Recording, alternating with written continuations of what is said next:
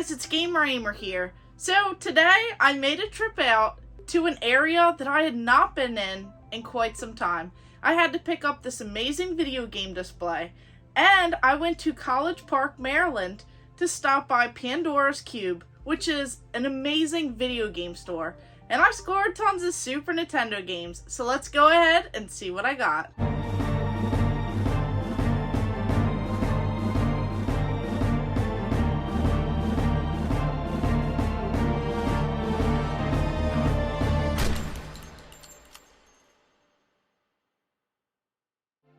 So last week we left off with 367 games, as I'm going for a full Super Nintendo set. So I still need a whole bunch to go. So right here I have my little list as I'm going through and highlighting all of the games that I find and trying to make it easier so that when I'm out there game hunting, I can see which games I need. So I definitely scored tons this week while visiting Pandora's Cube. I just love how this video game store is set up. I love when you walk in the store, they have everything like all neat and tidy and clean. All of their games are tested and they're like shrink wrapped so that they stay protected and you don't have to worry about dust and things like that. I just love how the presentation is. I love how everything is kind of like in their alphabetized order, and it's just really easy to follow the flow into the store. And I love all of those awesome video game statues and collector's editions that they have all around the tops of the store. Is like a neat little touch. Now I just love how they have such a variety of anything and everything, and they had tons of Super Nintendo games that I definitely needed for my set. So if you are enjoying this content, make sure you hit that subscribe button and hit the bell notification, because you don't want to miss out as we inch our way closer to hitting the 400 mark on this Super Nintendo journey of trying to go for like 721 games or so. So we'll just go ahead and jump into it.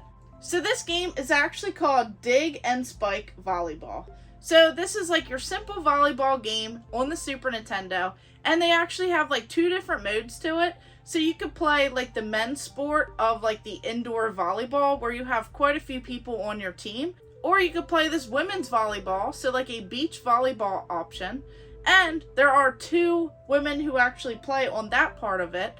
Now the controls are a little bit hard as it's really difficult to kind of like predict where these spikes are actually going to go. So your reaction time has to be very quick. It can get pretty frustrating, and you have like less than, like a tenth of a second to make a decision on how to actually get to these different spikes. So this was actually an interesting sports game that I had never seen, and I absolutely love volleyball as I actually used to play. So this one I'm definitely excited to getting more into and seeing if it's as challenging as it possibly is. So next up we have Bob on the Super Nintendo. Now I'm not really too sure what this game actually stands for, but pretty much you have these different weapons as you're kind of running and gunning, and you get to switch between different weapons. If you run out of ammo, you get to use your punches. Now the enemies are pretty harsh, and they get you before you even see them. So this is definitely a challenging game. It's one that you kind of have to be on your toes at all time and just expect like the enemies just to hit you before you even see them on the screen. And there's some issues with the music because they do kind of play like the same repetitive music over and over and over again. So that's a little bit disheartening, a little bit disappointing.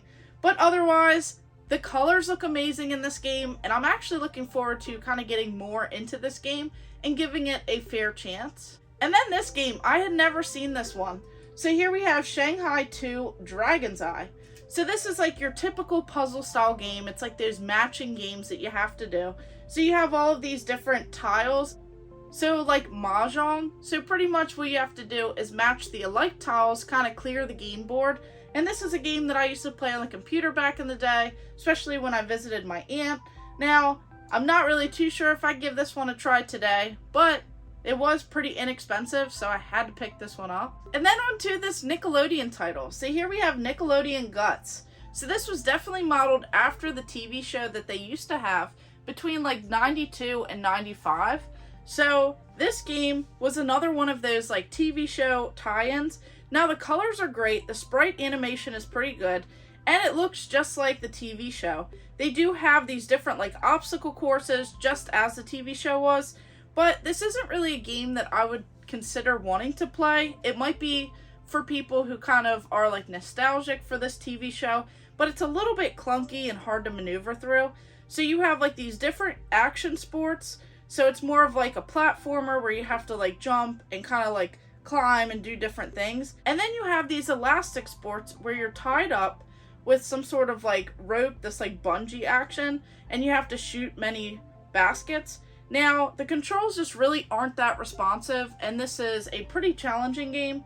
So I would say if you're nostalgic for it, maybe get it, but other than that, there are so many other better options. And then on to Dino City for the Super Nintendo.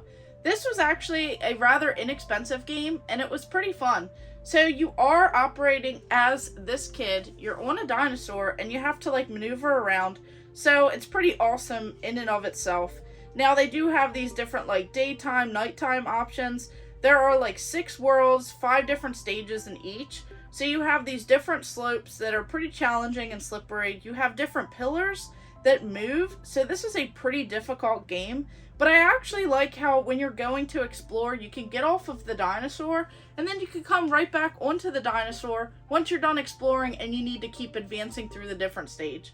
So this one was beautiful. It actually looked really awesome.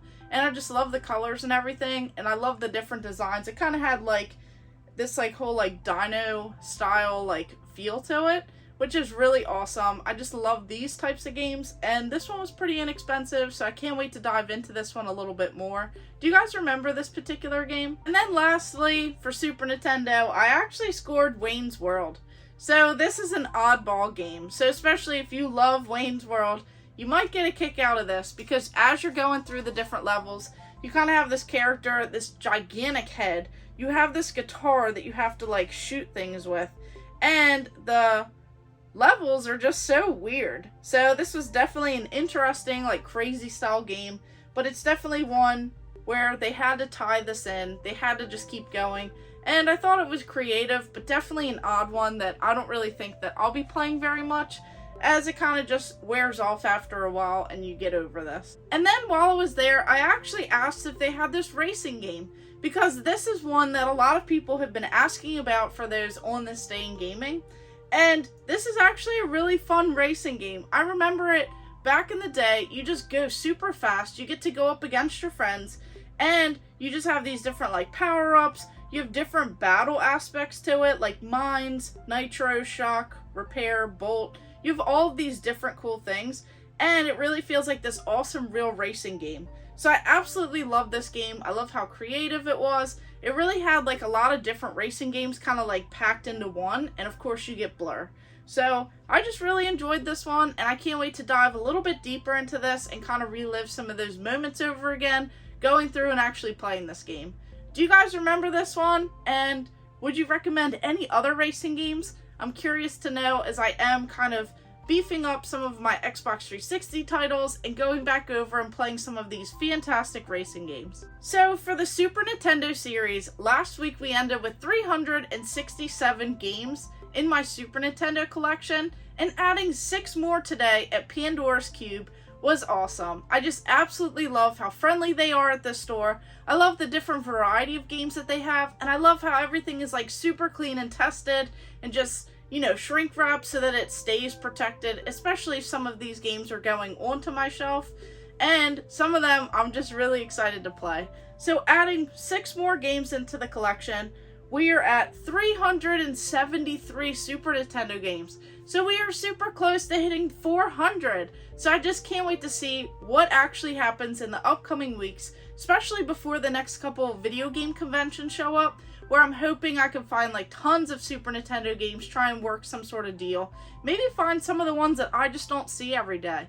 But that's what this place was, Pandora's Cube, an awesome video game store. I saw so many different items that I just don't see around my local area, and I definitely scored big. So what do you guys think? Let me know in the comments below, and let me know what your favorite games were in this lot. So, thank you guys for watching. Make sure you like and subscribe. Go ahead and check out my other videos and stay tuned for more.